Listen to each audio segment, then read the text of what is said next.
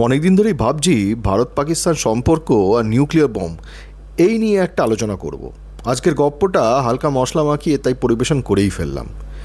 দ্বিতীয় বিশ্বযুদ্ধের পরেই চারিদিকে কোল্ড ওয়ারের একটা মিষ্টি মিষ্টি ব্যাপার ঘটছে, আর আমরাও ভারতে নন অ্যালাইন্ড পঞ্চশীল করে তার দিব্যি পায়রা ওড়াচ্ছি। তার মধ্যে ৬২তে চায়না আমাদের হালকা করে একটা টুস্কি মেরে দিল।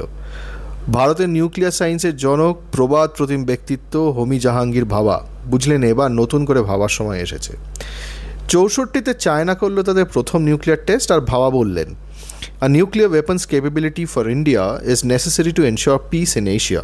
বলা হয় under Bhabha's leadership India was just 18 months away from testing its own nuclear bomb. মানে ৬৬র মধ্যেই আমরা নিউক্লিয়ার হয়ে যেতাম, কিন্তু বাদ সাধল কাঞ্চনজঙ্ঘা। টেস্ট করার কিছুদিন আগেই ৬৬তে ভাবা ভিয়েনা যাচ্ছেন ইন্টারন্যাশনাল অ্যাটমিক এজেন্সির একটা খুব গুরুত্বপূর্ণ মিটিংয়ে যোগ দিতে। Air India plane, flight ১০১, code name Kanchenjunga. কিন্তু এই কাঞ্চনজঙ্ঘা আলস পর্বতের উপর মবলাঁ চূড়োতে ধাক্কাকে ভেঙে পড়ল। কাঞ্চনজঙ্ঘার ১১৭ জন মারা গেলেন, কেউ বাঁচেননি। হ্যাঁ, 11A সিটের প্যাসেঞ্জারও নয়।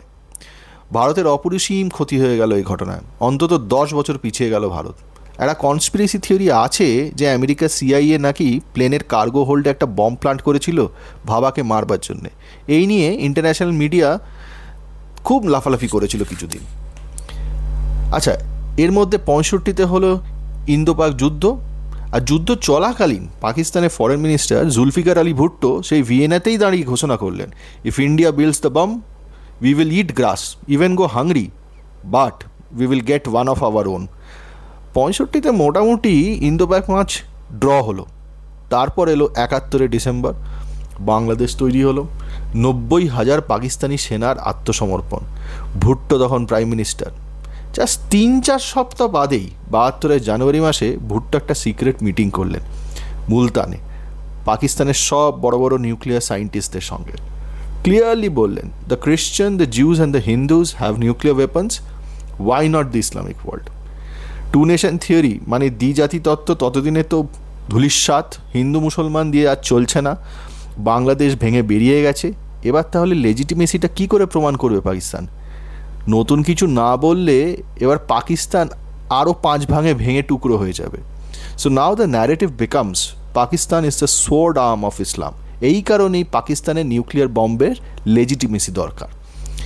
বছর দুয়েকের মধ্যে ৭৪ ইন্ডিয়া পোখরানে প্রথম নিউক্লিয়ার টেস্ট করলো। কোড নেম হলো স্মাইলিং বুদ্ধা।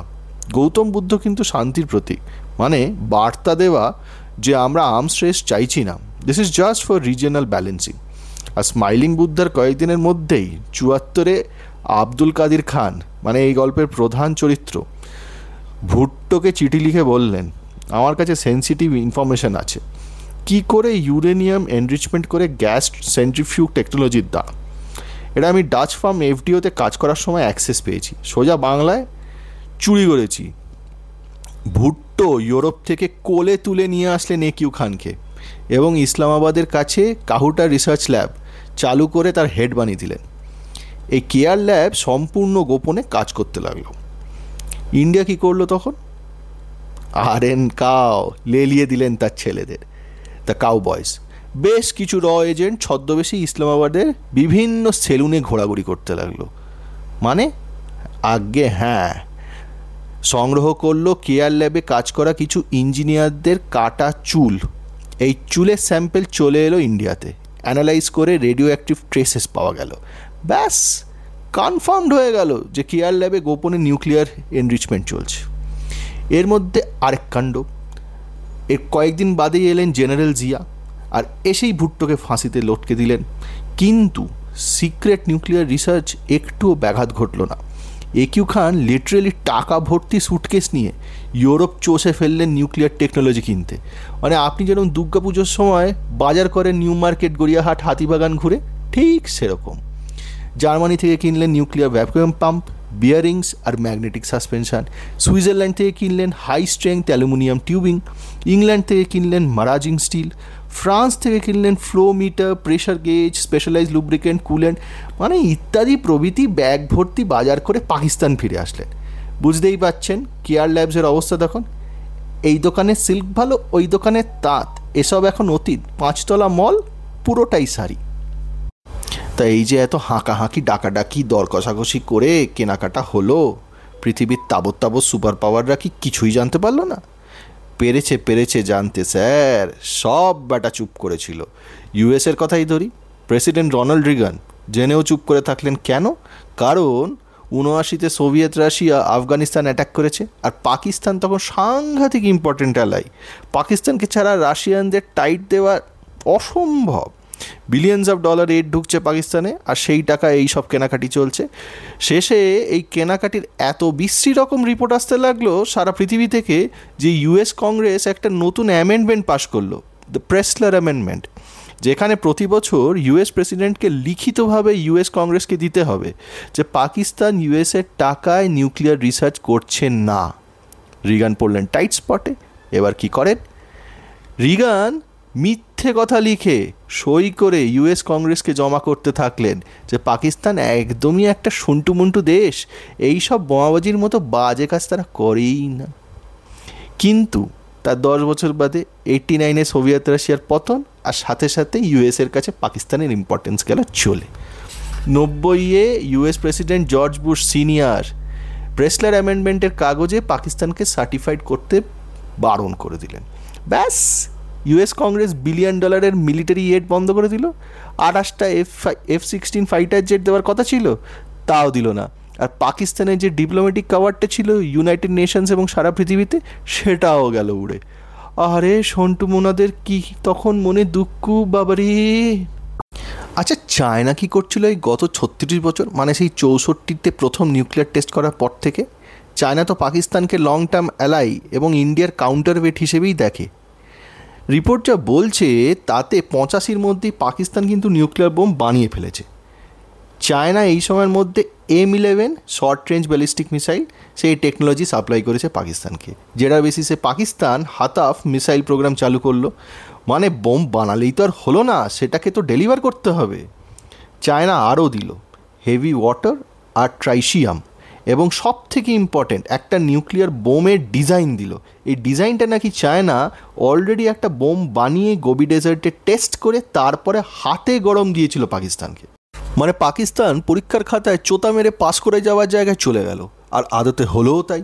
98-তে ইন্ডিয়া পোখরানে 11ই মে আর 13ই মে নিউক্লিয়ার টেস্ট করলো, আর তার 15 দিনের মধ্যে 28শে মে পাকিস্তান বালুচিস্তানের চাঙ্গাই অঞ্চলে পাল্টা নিউক্লিয়ার টেস্ট করলো। অতএব পরীক্ষায় লেটার নম্বর পেয়ে হাতে গরমে পাস। নিন্দুকে বলে বিল ক্লিন্টন নাকি $4 বিলিয়ন এড আর ডিপ্লোম্যাটিক ইনসেন্টিভ দিতে চেয়েছিল পাকিস্তানকে নিউক্লিয়ার টেস্ট না করার জন্যে, কিন্তু চোরায় না শোনে ধর্মের বাণী। তারপর কি হলো স্যার?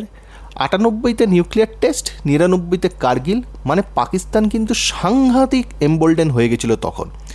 জানে যে দুটো দেশেরই নিউক্লিয়ার বোম আছে, অতএব ইন্ডিয়া বেশি কিছু করবে না। তারপর তো 2001 নিউ ইয়র্কে ওয়ার্ল্ড ট্রেড সেন্টারে আল কায়দা অ্যাটাক করলো এবং আমেরিকা আফগানিস্তানে ঢুকে গেল সাফাই অভিযান করতে। ওদিকে পাকিস্তান ফিরে পেল তার লেজিটিমেসি, কারণ সেই আফগানিস্তান, আর আফগানিস্তান ঢুকতে হলে পাকিস্তানের মধ্যে দিয়েই যেতে হবে। আবার চলল আগামী 20 বছর ধরে $বিলিয়নস এড পাকিস্তানকে দেওয়া। ওয়ার এগেনস্ট টেরার চলছে, এই তোমরা সবাই চুপ করে বসো। শেষে বেরোলো সর্ষের মধ্যে ভূত। অ্যাবোটাবাদ থেকে ওসামা বিন লাদেনকে নিউট্রালাইজ করা হলো। অবশেষে 2021 সেই বিচ্ছিরিভাবে ওয়ার এগেনস্ট টেরার অসম্পূর্ণ রেখে তড়িঘড়ি পালিয়ে গেল আমেরিকা। এবার পাকিস্তানের $1 বিলিয়ন এড, তার কি হবে? কি আর হবে? কিছুই হবে না। দেখতেই তো পাচ্ছেন যে নতুন কোল্ড ওয়ার শুরু হয়ে গেছে, আমেরিকা ভার্সেস চায়না। এ পয়সা না দিলে ও দেবে। মাঝখান থেকে পুরো এশিয়াটা নিউক্লিয়ার হয়ে যাচ্ছে। 60 বছর আগে ছিল 5টা নিউক্লিয়ার দেশ, US, UK, France, Russia, China. এখন হয়েছে 11টা, আগের 5টা, আর তার সাথে যোগ হয়েছে India, Pakistan, Israel, North Korea, Iran আর অঘোষিতভাবে সৌদি। এছাড়া আরও 4টে দেশ, Turkey, South Korea, Japan, Taiwan, তারাও বলছে ওদেরও বাঁচতে হলে নিউক্লিয়ার বোমা চাই। লক্ষ্য করুন, সব কটা এশিয়ান কান্ট্রিজ, একটাও ইউরোপিয়ান কান্ট্রি নেই। কি বুঝলেন স্যার? এই যে দেখি অলিতে গলিতে দুর্গাপুজোর মতো অবস্থা, তা বলি, এত পুজো করার অনুদান আসছে কোত্থেকে? সে কি মশাই, সাতকাণ্ড রামায়ণ পড়ে সীতাকার পিতা? আচ্ছা, তাহলে শেষের দুটো কথা বলেই যাই। আমরা 98-এ ফেলে এসেছিলাম সেই একিউ খানকে। নিউক্লিয়ার টেস্টিংয়ের পর সে তো পাকিস্তানি হিরো হয়ে গেল। পোস্টারে, ফেস্টুনে, দেওয়াল লিখনে চারিদিকে জয় জয়কার। কিন্তু এত সুখ সইল না, বুঝলেন। 2002-এ ইউএস এবং ইউরোপিয়ান দেশগুলো জেনারেল মুশারফকে চেপে ধরল। অভিযোগ, পাকিস্তান নিউক্লিয়ার সুপার মার্কেট চালু করেছে। বুঝুন, চারিদিকে পয়সা নিয়ে মাল বেচছে। ইরানের নাটানস এনরিচমেন্ট ফেসিলিটি তৈরি করে দিয়েছে, নর্থ কোরিয়াকে সেন্ট্রিফিউগের ডিজাইন বেচে দিয়েছে, আর লিবিয়া মানে গদ্দাফিকে গোটা একটা টার্নকি ওয়েপন্স প্রজেক্ট বেচে এসেছে। এবারে জেনারেল মুশারফ বললেন বিপাকে, বলির পাঁটা করা হলো একিউ খানকে। ফেব্রুয়ারির এক সুন্দর সকালে সারা দুনিয়া লাইভ দেখলো যে পাকিস্তানের ন্যাশনাল টিভিতে একিউ খান এসে ছলো ছলো চোখে বলছেন যে কাউকে কিছু না জানিয়ে তিনি ভুল করে এইসব কাজ করে ফেলেছেন, সম্পূর্ণ একার উদ্যোগে। পাকিস্তানের কেউ কিছু জানতো না, তারা নিষ্পাপ। হুজুর, আপনারা তাদের কিছু বলবেননি। স্বয়ং নিরূপা রায়ের চোখেও জল চলে আসবে এই সিন দেখে। জেনারেল মুশারফ 2 ঘন্টার মধ্যে সেই ন্যাশনাল চ্যানেলেই বললেন তিনি ক্ষমা করে দিয়েছেন একিউ খানকে। এত বড় একজন দেশভক্তের উপর কি বেশিক্ষণ রাগ করে থাকা যায় রে পাগলা? আমেরিকা, ইউরোপ সবাই মেনে নিল পাকিস্তান নির্দোষ। তারপরে আমেরিকা আর পাকিস্তান কারানার্জুনের মতো মিলে গেল। এরপর 20 সাল বাদ, মানে 2025, ইন্ডিয়া পাকিস্তানকে সিঁদুরদান করে নিউক্লিয়ার ঘোমটার নিচে খ্যামটা নাচা বন্ধ করে নতুন দিনের সূচনা করে দিল। ও হ্যাঁ, পরশু থেকে ইসরায়েলে যে ইরানের নিউক্লিয়ার ফেসিলিটিতে মিসাইল অ্যাটাকগুলো করছে, টিভিতে দেখেছেন তো? জানেন সেটা কোথায়? সেই নাটানস, যেখানে পাকিস্তান এনরিচমেন্ট ফেসিলিটি তৈরি করে দিয়েছিল। যাক, আমার গল্প ফুরোলো, নোটে গাছটি মুড়োলো। এবার আপনারা লাইক, সাবস্ক্রাইব, খিস্তি যা ইচ্ছে করুন। দেখা হবে আবার পরের ভ্লগে। টাটা।